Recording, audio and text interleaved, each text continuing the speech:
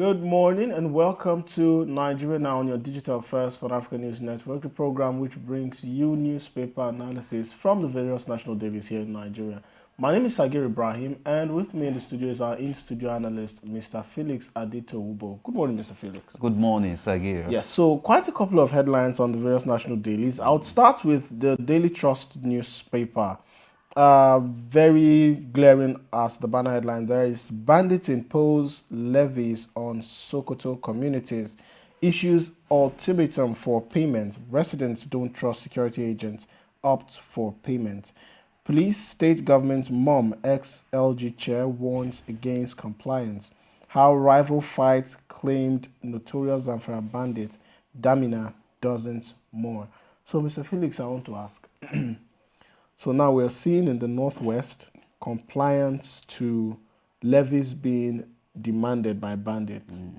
And down south, in the Southeast, we see compliance, total compliance, I dare say, to the sit-at-home order given by the proclaimed indigenous people of Biafra.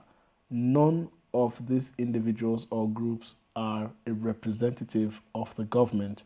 Yet we see a total compliance and submission to their demands in the presence and knowing fully well that there is a government at both the state, local, and even the federal level, including security personnel.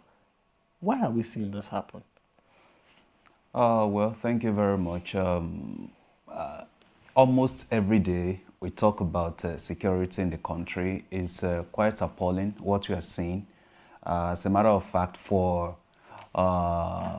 bandits or terrorists, if I may call them that, to be imposing charges on people is unheard of in a country where you have security personnel. On Saturday, there was an interview by a TV station interviewing one of the lawmakers in Sokoto State, and he came out almost crying. He was so emotional about what was happening in his local government based on what happened two Sundays ago, where over 40 people were killed. You know, saying that even what are they called? The vigilante had to come to him that please buy guns for us. Let's protect our people. This situation where we have presently in the country. And if you look at it, how many policemen do we have in Nigeria? We have less than 400,000. To take care of how many people? To take care of over 200 million. And the standard way of policing is that at least a policeman should be able to protect 10 people. Yes. But in Nigeria, you have over a 100,000, you know, for a policeman to protect. How will that happen? The issue of election in Anambra State is coming. The police that have been deployed to Sokoto State are still part of those that they will still redeploy to Anambra State. Think of what will happen. We discussed about this last week.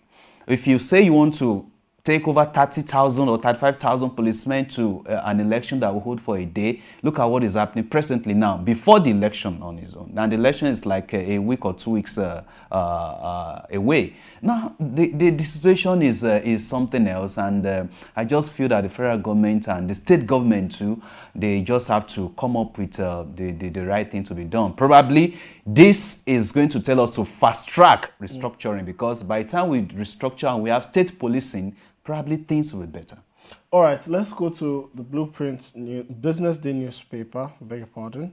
To secure Nigeria's future, end subsidy, spend more on education, health, and that's according to experts. So now I want to ask you, Mr. Felix, because we've seen the subsidy being partially lifted or removed, and some of the reasons the government gave, among others, is to reinvest those monies in various sectors that have been deficient in the past years. But, over the course of the removal, we've only seen, or the partial removal, we've only seen these monies being relooted, and by politicians or mismanaged by government ministries and agencies. And here we are seeing experts saying the subsidy should be ended, the subsidy program should be ended completely. So this monies should be spent on education and health, for example. Now, bearing in mind our current climate, do you think this is a possibility?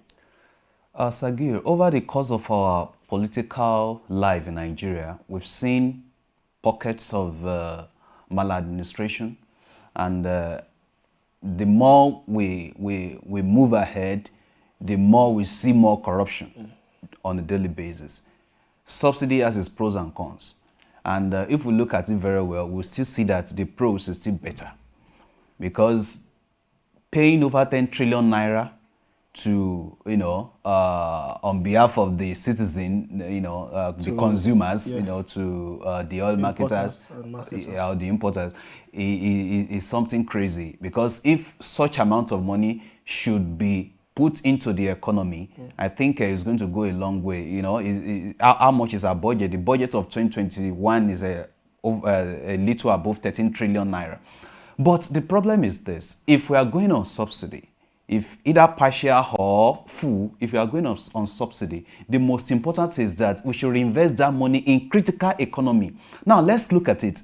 At least, let me use two as a case study. Let's look at the health sector. How much was budgeted for the health sector in 2021?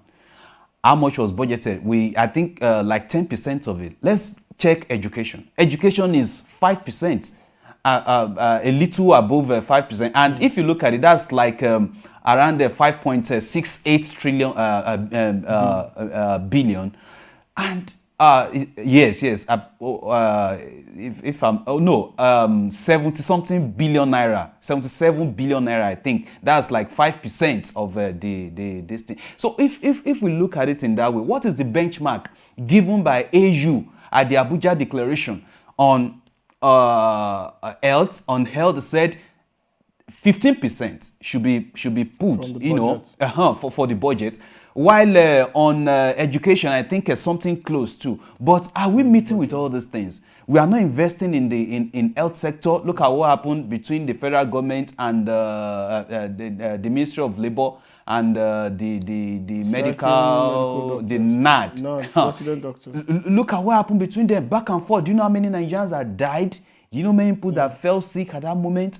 And we are still unable to undo some of these things. So the reason why subsidy is a problem in this country is that subsidy is good, but what are we using the money for? Are we reinvesting this money? Look at what those in government are allocating to themselves. And we are talking of the larger chunk of the Nigerian community. So removing subsidy is good, but what we reinvest this money in is what matters most. Let's think about our health. Let's think about our education. Okay, so in the Blueprint newspaper, we see Buhari at Saudi Investment Summit. Under investment in humane projects, cause of global insecurity, seeks PPP to recharge Lake Chad waters, declares e-Naira will curtail illicit cash flow. That's quite a bold declaration. E-Naira curtailing illicit cash flow. How do you think that will be possible? Anyone who initiated a thing will always tell you the good side of it. Either you like it or not, it will always say it happens during its time, and it will try everything to defend it. Illicit cash flow, illicit cash flow, there is no how you are dealing with something that is online, although it's better regulated, it will be better regulated. Yes. But even yesterday, if you check what has been happening across board, over 50,000 Nigerians downloaded the app yesterday. Yes. But the feedback was bad. The feedback was not good. And I think that is where they'll keep working to make sure that at least it gets to a good level of effectiveness. The same thing goes to these people that may want to also hack or wants to carry out some illicit things on this coin, on this Naira. Meaning that the federal government or the CBN will have to also be proactive, create more malware to be able to protect the space. Are you getting it now? But I don't think, to me, I don't think they can fully, curtail or control this thing. All right, but do you agree with his statement that underinvestment in humane projects is the cause of global security? Yeah, we should ask them what kind of we should ask them. Okay. They know what they are giving to the people, so they know the problem really.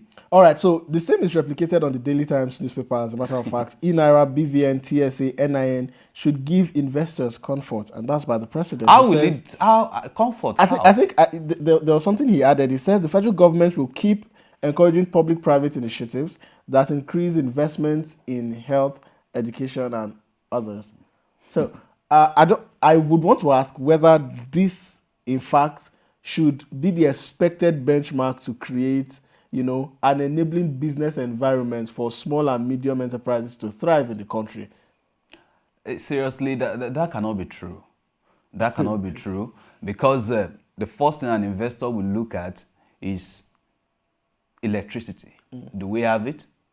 We are still having issue with subsidy. Had it been we've done away with this issue of subsidy, we'll be able to generate more through gas. There'll be no gas flaring, no much gas flaring. We'll be able to, at least through that, be able to generate more light. All right. They will think of roads and direct. Where are our roads? All right. I think we'll continue this conversation probably next time. And that's it for Nigeria Now this morning. Remember, you could be a part of Nigeria Now by connecting with us on our various social media platforms on Facebook, Twitter, and Instagram at USTV Network. You can also watch Nigeria Now via our website at www.tustvnetwork.com, as well as via YouTube at TUSTV Network. Don't forget to like and subscribe. And that's the much we can take on the program this morning. My name remains Sagir Ibrahim, and I'll see you tomorrow.